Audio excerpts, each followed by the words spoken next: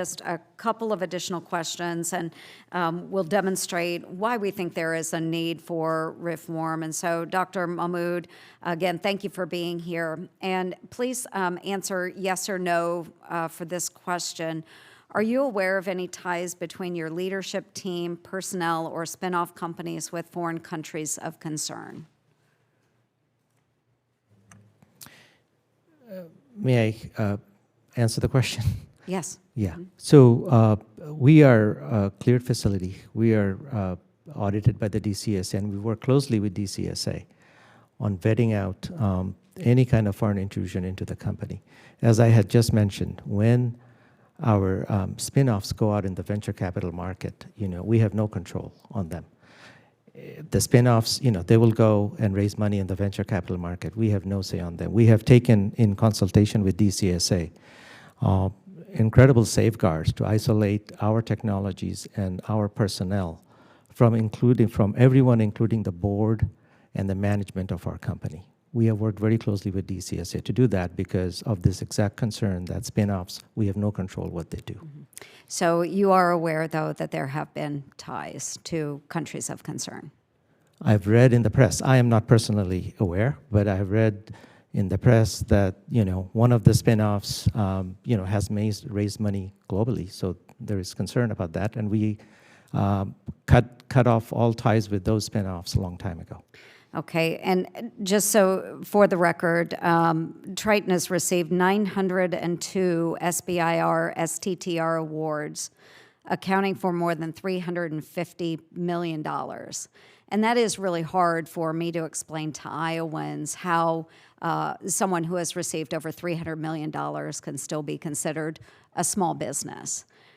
So that's really difficult for me to explain in the heartland. So I do want to enter into the record open source data that I found on ties between Triton CEO and joint ventures with Triton spinoff companies.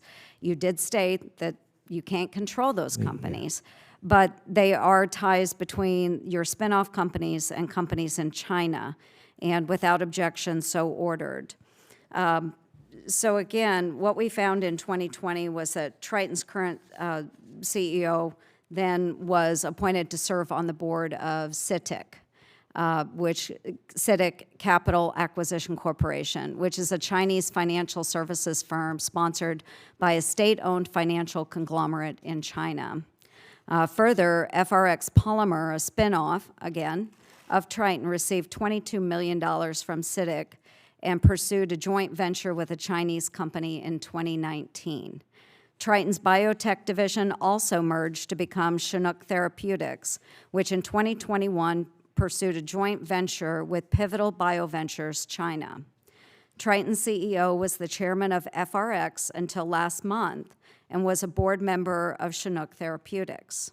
I would like to enter into the record open source data on these ties with China, and without objection, so ordered.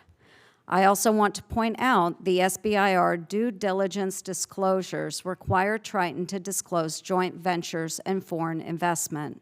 Spinning these companies off to do joint ventures and taking Chinese investment appears to be a loophole, and this track record should be accounted for when Triton applies for SBIR awards. Triton does not seem to care who they are selling taxpayer-funded research to. This is a national security risk, and why I've proposed strengthening the due diligence evaluation standards to make sure agencies are catching all of this open source analysis and making prudent judgment calls on who they award repeat contracts to. So again, the SBIR mills, I understand that while there may be opportunity out there for these small businesses, I'm going to set the record straight with this. Success is not measured in the number of SBIR awards a company wins, but rather the commercial and mission impact made by leveraging SBIR dollars. I think a number of you stated that. We should not reward firms that game the system and use SBIR, known by many as America's Seed Fund, as their primary revenue source, yet have fewer sales, fewer investments, and fewer patents, as GAO reports. SBIR mills push out innovators in the heartland states like mine of Iowa and like Senator Jackie Rosen's in Nevada. I have a hard time justifying again to Iowans that companies that can take hundreds of millions of dollars of SBIR grants can still pass as a small business. So those concerns outline exactly why I am pursuing changes to the SBIR STTR program. I do hope that we will have a bipartisan bill that we will be able to move forward.